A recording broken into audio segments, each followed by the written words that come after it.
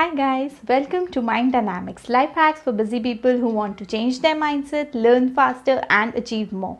I am your brain coach Sakshi.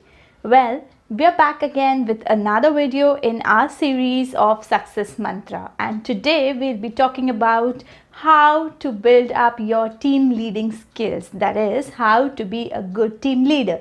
So let's get started.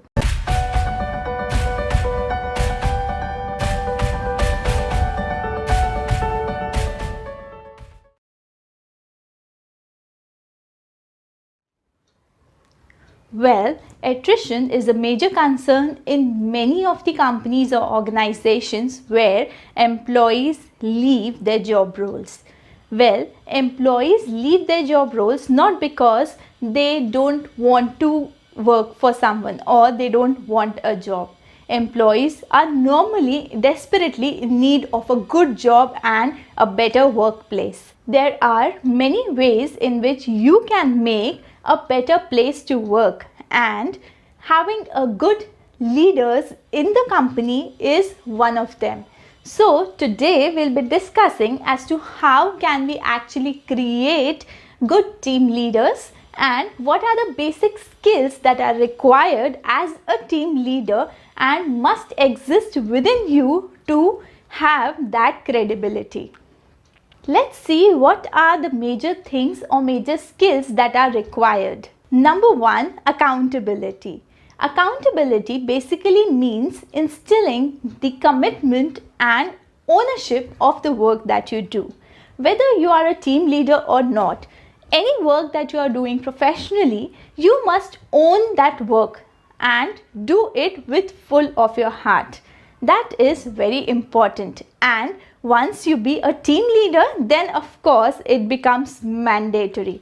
So always remember, whenever you are doing a work as a leader, you should be accountable for the work that you and your team is doing. So always remember, you must be accountable for the work that you are doing. Next comes coaching. Good leaders are always good coaches. Even Google believes in this philosophy, and a good team leader must always be a good coach. The reason being, if you try to teach someone, you will also learn more, plus the person will be more respecting you in terms of gaining knowledge. A coach always gets better respect in the society rather than a person who tries to dominate. So next time you think of leading your team, always try to coach them. Number 3 is communication. You need to enhance your dialogue, style and methods. Always remember, dialogue must be such that it doesn't hurt anyone personally. You must be very much professional while talking to your team members when you are a team leader. It should not hurt someone personally. A work being done or not must be kept aside, and a person's dignity must be given importance at times. I know it becomes difficult as a team leader sometimes to handle your temper, but the best thing is, if you feel that your temper is high, just avoid those circumstances for that particular day or for that particular hour. Maybe you can leave with a note that you are not satisfied and you would wish to recall this or recall the meeting again, or you would wish to discuss the points once again. When we're talking about styles, every person have their own styles to handle a team. Remember, never copy someone's style. Other teams might be successful and their team leader might be following some strategies or some styles of communication, but it's not possible, or that might not be true, to use the same mode of communication with your team members. Every person is, or every individual is different. Their work qualities are different. Their work roles are different, and that is why they have been divided into different teams. So always remember, do not copy someone else's styles so that you have your own authenticity and your team stays intact with you. When we are talking about methods of communication, professionally nowadays there are many methods of communication, especially digitally. There are your emails, then there are work chats, and there are WhatsApp groups in the workplace. So there are many things that are happening around, and the basic part in today's world is to always stay connected. So I would say nowadays digital is the best method to get your work done and to communicate something. Always stay on written, because written has more credibility rather than spoken words. Sometimes might be necessary that few conversations might be verbal, and they should be respected both mutually, that is by the team leader as well as the team members. Next comes your conflict resolution. Well, many of the team leaders don't feel that they must enter into some conflicts or issues emerging among their teams. But let me tell you, friends, when your team members see you getting involved in the work that they are doing, and might be in some of the conflicts that are due to the differences in the thinking of the work that needs to be done, then at that time your interference is required to give them a common platform to work. Remember, if performance is being hindered by conflicts, that is the time you need to jump and provide a common platform where your whole team can work and there are no conflicts. Next, we talk about the culture. Well, how you build up the culture within your team is very important.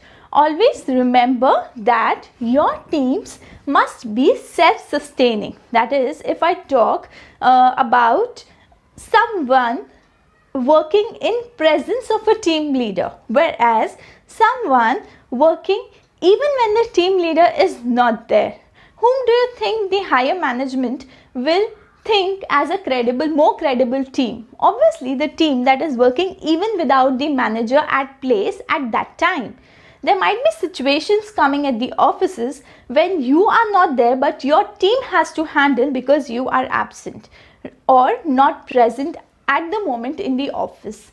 Always remember, your team must be self-sustaining. That means they must be able to find out a solution. They must be able to make decisions that will be as a betterment for the team and for the organization. The decisions made by the team must be such that you gain somewhere a common point wherein the whole organization can stand upon. So it's very necessary to have a habit discussing problems with the team and then getting innovative ideas from them to resolve that particular thing. Always remember, innovation and creativity comes from discussion. You giving a solution to them of a problem will be something different, and they will just go and follow that and make sheets, make databases, whatever is required. But you telling them the problem and then they coming up with a quick solution, I think that would be a better idea. So always remember, you have to build a self-sustaining team. Next comes goals. You need to shape the future of your team. Well, when I say shape the future of your team, that doesn't mean to literally sit or finance their further education. That is not at all required. You just need to give them a broader aspect as to what else is there in this field for them. All your team members must have a goal as to where they want to reach in the next few months or in the next few years, so that you are able to fulfill with them and you help them out as to how to reach their goals. And friends, whenever you will help someone, you will coach someone, none of the employee will try to leave your team and they will respect you also. So always remember, try goal setting habits with your team. Next comes motivation. Well, you need to first inspire yourself to be motivated, because there might be pressure at times at the workplace and it is very much possible that you too feel demotivated, and then that comes into your team. Always remember, whenever you are in a tough situation and you want to come out of that, first sit and inspire yourself. First motivate yourself and then go to the team and discuss. Of course, your team will be motivated by the discussions and you will be out of any of the tough problems. So friends, I would like to sum up by defining leadership. Leadership is an influence of personal power and not positional power. You have to build a progressively advancing community. No department, no team, no organization and no company. Focus on your personal power. Remember, Gandhiji has worked on his personal power and he was able to bring crowds together just due to personal power and not positional power. He was nothing at time. There have been many personalities that have just used their personal power and not the positional power. If you see today, the difference between Rahul Gandhi and Mahatma Gandhi is very huge. I hope you will understand the rest. With this, we take a break till the next video. See you again. Thanks for watching.